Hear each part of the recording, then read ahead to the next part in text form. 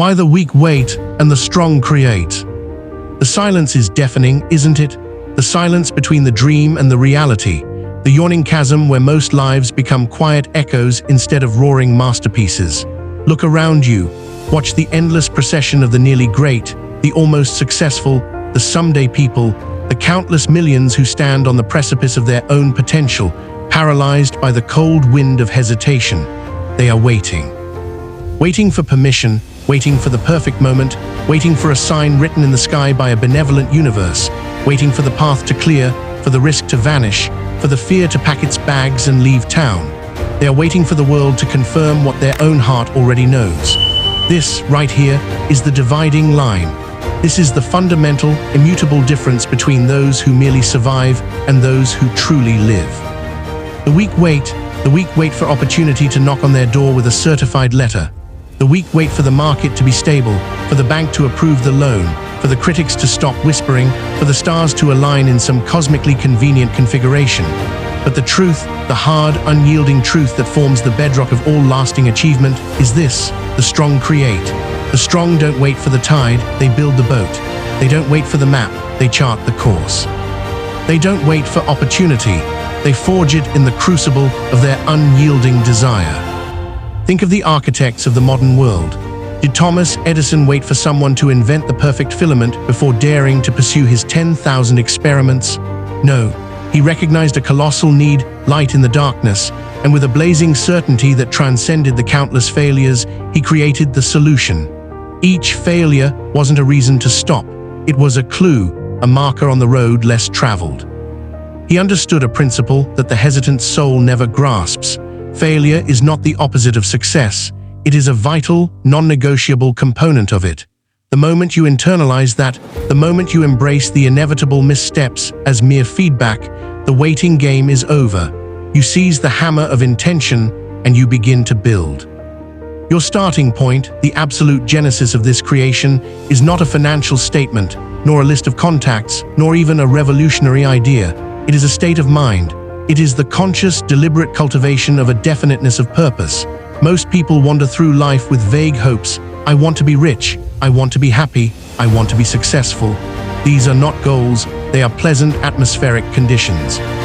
The creative mind, the mind that refuses to wait, must carve its purpose out of stone. It must be so specific, so vividly imagined, so deeply felt, that it becomes an all-consuming obsession. It must be a burning desire that is not a casual wish, but a life-or-death mandate. What exactly do you want? When will you have it? What price are you willing to pay? And what is your precise plan? Without this detailed blueprint, the universe doesn't know where to send the supplies. It's like trying to build a skyscraper without a foundation or an architect's drawing. You need to declare your intention with such fierce clarity that every decision, every sacrifice, every moment of your day is filtered through the lens of that single, towering goal. This is what Andrew Carnegie demanded of his young partners, not just hard work, but the singular focus of a laser beam. The weak are diffuse, scattering their energy across 100 trivial pursuits, hoping one will stick. The strong are concentrated, focusing the whole power of their being into one mighty, irresistible thrust. What you focus on grows, what you ignore withers. So where is the full, unadulterated weight of your attention right now? Is it on the distractions, the news cycle, the comparisons, the complaints?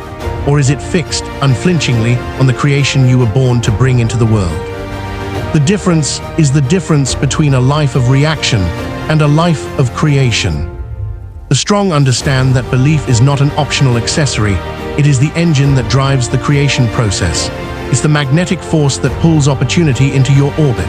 The weak wait for proof before they believe, and because they wait, the proof never arrives.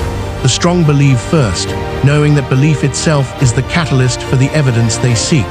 This isn't just self-help platitude, it's the fundamental operating principle of the subconscious mind. Your mind will faithfully execute any command, any conviction, you repeatedly feed it, positive or negative.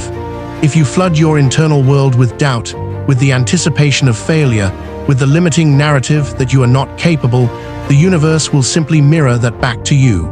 It will conspire to validate your deepest, most persistent fears. Conversely, when you possess an unwavering, almost audacious belief in your ability to achieve your definite purpose, When you see the finished product with such emotional intensity that it feels already done, you activate forces within your own being that transcend mere effort. Think of Walt Disney. His grand vision for an entertainment empire was mocked. He faced bankruptcy, rejection, and ridicule. Yet he held onto the idea of Disneyland, a dream that existed only in his head, with a tenacity that bordered on the divine. He didn't wait for others to confirm its feasibility. He poured every ounce of his energy and belief into materializing that intangible dream into a sprawling, concrete reality. He created the very context for his success because he was absolutely convinced of its inevitability. He knew that the mind, saturated with belief, becomes a magnet for the resources, the people, and the breakthroughs required to transform thought into thing. This leads us to the critical concept of the mastermind. No great creation is the work of a single, isolated genius. The belief of one is powerful, but the combined, harmonious belief of a group of highly motivated, like-minded individuals is irresistible. Carnegie had his team, the greatest minds in steel, finance, and logistics. Ford had his engineers and strategists. They understood the geometric power of synergy. When two or more minds work in perfect union toward a common, defined goal, a third, invisible and infinitely powerful force is created, a collective intelligence far superior to the sum of its parts. The weak try to do it all alone, crippled by ego or fear of sharing the credit.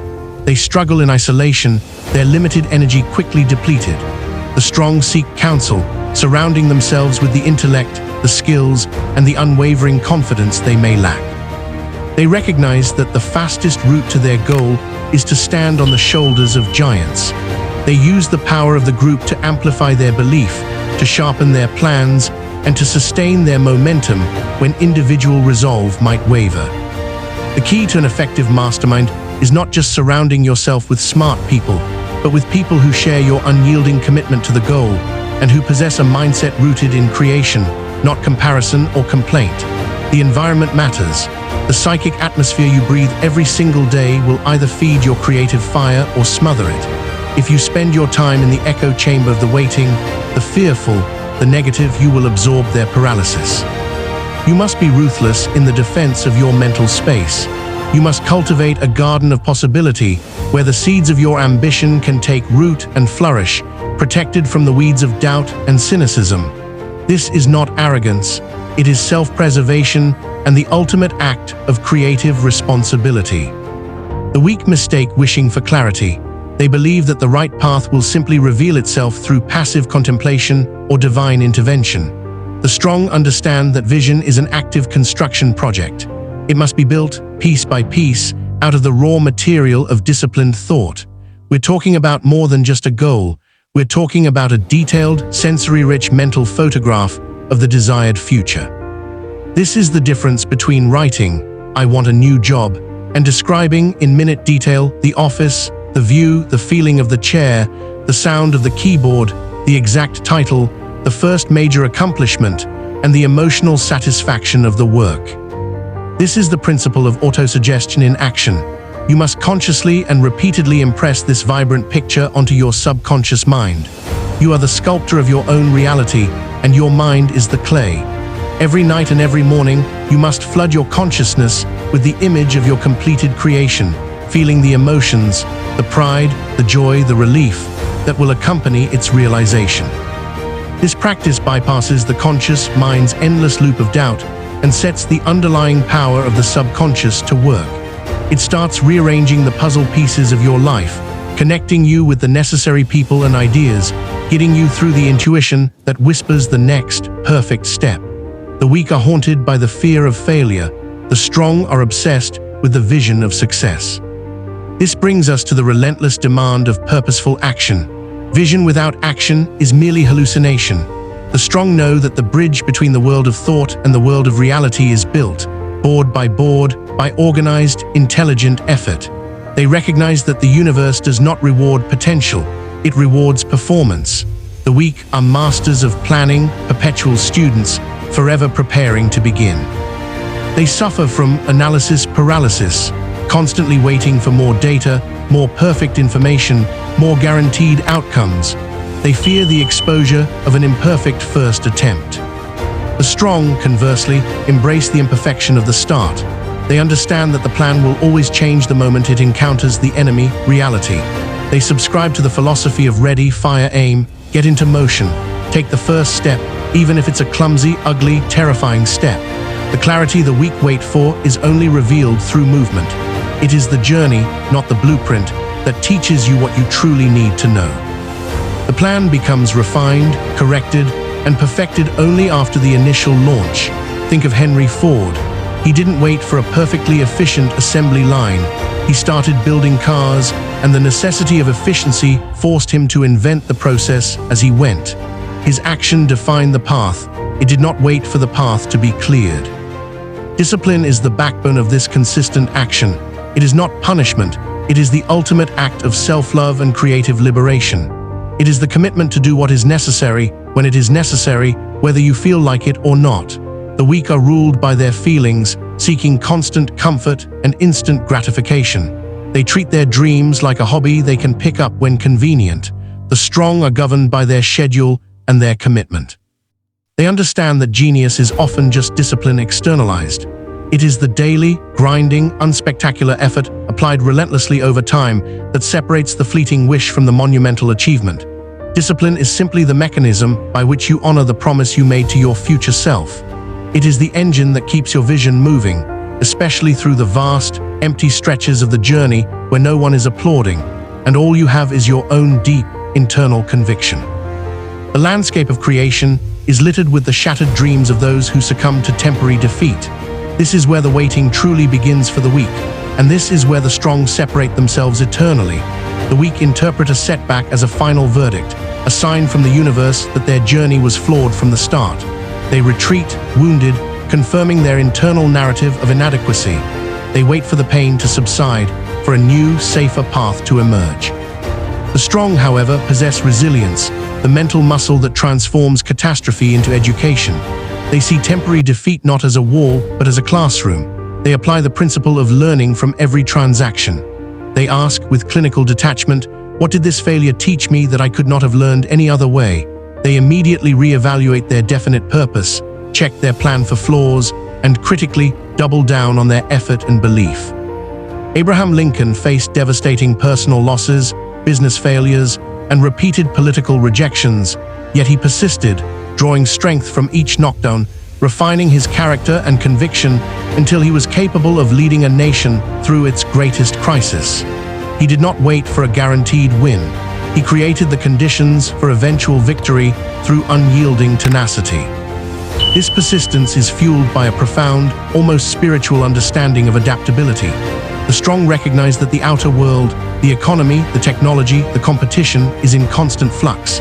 The ability to pivot, to discard outdated methods, and to innovate under pressure is non-negotiable. They are not wedded to the form of their plan, only to the substance of their purpose. They are willing to tear down structures that no longer serve their vision, to embrace the uncomfortable reality of change. The weak cling to familiarity, paralyzed by the fear of the unknown, hoping the old ways will magically work again. The strong are pioneers, explorers, constantly scanning the horizon for the next evolution, the next breakthrough. They create the future instead of clinging to the past. Integral to this creative mindset is the practice of gratitude. This might sound like a soft virtue, but it is one of the most powerful and pragmatic tools in the strong creator's arsenal. Gratitude shifts your focus from the lack, the problems, the obstacles, the things you don't yet have, to the abundance already present. Your health, your intelligence, your network, your past successes, your ability to try again. When you operate from a place of gratitude, you elevate your emotional frequency. You move out of the reactive, scarcity-driven state of waiting and into the proactive, possibility-driven state of creation. This higher frequency attracts more of the good you already appreciate. It's a closed-loop system. The more you create, the more you have to be grateful for, and the more grateful you are, the more fuel you have for creation. This emotional discipline is the psychological foundation that prevents the strong from falling back into the weak's trap of self-pity and waiting. The strong also understand the power of applied faith, not faith in a distant deity, but faith in the infinite intelligence that operates through you and every molecule of the universe. This is the recognition that the power that turns an acorn into an oak tree and a thought into a fortune is the same power. They have a deep confidence that, having set their definite purpose, built their mastermind, established their discipline, and taken intelligent action, the necessary resources and breakthroughs will be presented to them. This faith allows them to endure the periods of invisibility, the long stretches where the hard work seems to be yielding no tangible result. During these critical stretches, the strong turn inward and dedicate themselves to continual learning. The weak believe they have already learned enough, that their current knowledge base is sufficient for the future. They wait for someone else to innovate. The strong are perpetual students, committing a fixed portion of their time every single day to the acquisition of specialized knowledge related to their chief aim. They know that in a rapidly changing world, the gap between what they know and what they need to know is a constant threat. They are ruthless in their commitment to self-improvement, seeing their own minds as the most valuable asset they possess. They don't just read widely, they apply what they learn immediately, transforming information into power. This dedication to learning feeds their creative imagination. Imagination is the silent workshop of the mind, the place where all plans are first given form. The strong cultivate their imagination by constantly exposing themselves to new ideas, new environments, and new challenges. They do not accept the limits of current reality, they look beyond it. They ask the what-if questions that shatter existing paradigms. They tap into what Hill called synthetic imagination, the ability to arrange old concepts, facts, and ideas into new combinations. And critically, creative imagination, the faculty that allows for the reception of entirely new ideas. Those sudden flashes of inspiration that solve the seemingly unsolvable problems. The weak's imagination is dormant, dulled by routine and fear. The strong's imagination is a roaring furnace, constantly melting down the status quo to forge a superior future. They do not wait for the perfect moment of inspiration, they force their imagination to work. They sit down with their problem, their definite purpose, and their mastermind, and they demand a solution, holding themselves in a state of intense concentration until the answer or the next step emerges. This is not mystical, it is simply the disciplined application of the human mind's highest faculty. Every creation, from the simplest tool to the grandest empire, began as an intangible image in someone's mind. The strong treat this faculty with reverence and exercise it with discipline. The final essential distinction lies in the mastery of fear. Fear is the invisible prison that keeps the weak waiting. The fear of criticism, the fear of poverty, the fear of poor health, the fear of loss, the fear of the unknown, and the paralyzing fear of failure. These are the 6 basic ghosts of the mind, and the weak allow them to stand as insurmountable guards at the gates of their potential. They wait, hoping the ghosts will leave, but the ghosts only grow stronger when unchallenged. Strong recognize that fear is merely a state of mind, and therefore it is susceptible to change through the power of positive emotion. They do not wait for the fear to disappear, they act in spite of it. They understand the profound psychological truth that the moment you take purposeful action toward your chief aim, the fear begins to dissolve. Movement dispels anxiety. Courage is not the absence of fear, but the mastery of it. It is the decision that your definite purpose is more important than your comfort. The strong cultivate the opposite of fear: faith, love, enthusiasm, hope, sex, and romance. The 7 major positive emotions that can completely dominate the mental space where fear seeks to dwell. They consciously, deliberately, and consistently fill their minds with the psychological nourishment that fuels creation. The weak are consumers. They consume content, consume entertainment, consume gossip, and consume excuses. They wait for others to entertain them, to inform them, to save them. The strong are producers. They produce ideas, produce value, produce solutions, produce results.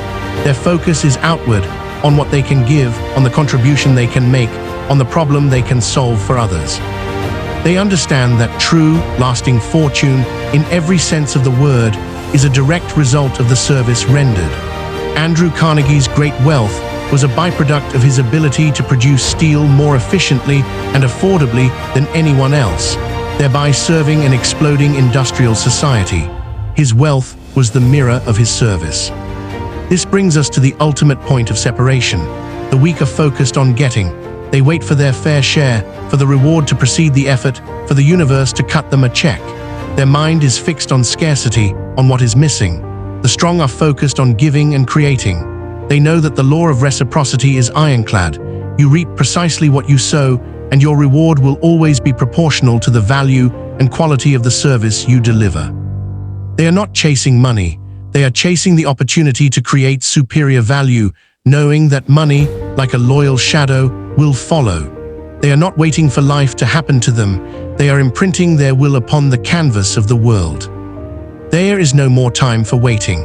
The silence between the dream and the reality is a vacuum, and it will only be filled by the noise of your action or the whispers of your regret. The world does not need another passive bystander. It needs the unique contribution that only you can create. The blueprints are in your mind, the materials are in the world, and the power is in your will. You have been given the formula for achievement, tested and proven by every great architect of success throughout history. Your journey begins not tomorrow, not when the conditions are perfect, but in this singular, irreversible moment. The strong are already creating. Will you remain among the weak, waiting for a life that will never arrive, or will you seize the tools of your own destiny and begin to build? The choice is yours, and the clock is ticking. Subscribe to Napoleon Hill Mindset Vault for daily doses of think and grow rich motivation, wealth mindset tips, and game-changing insights. Turn on notifications so you never miss the breakthrough. Your genius awaits. Join the vault today.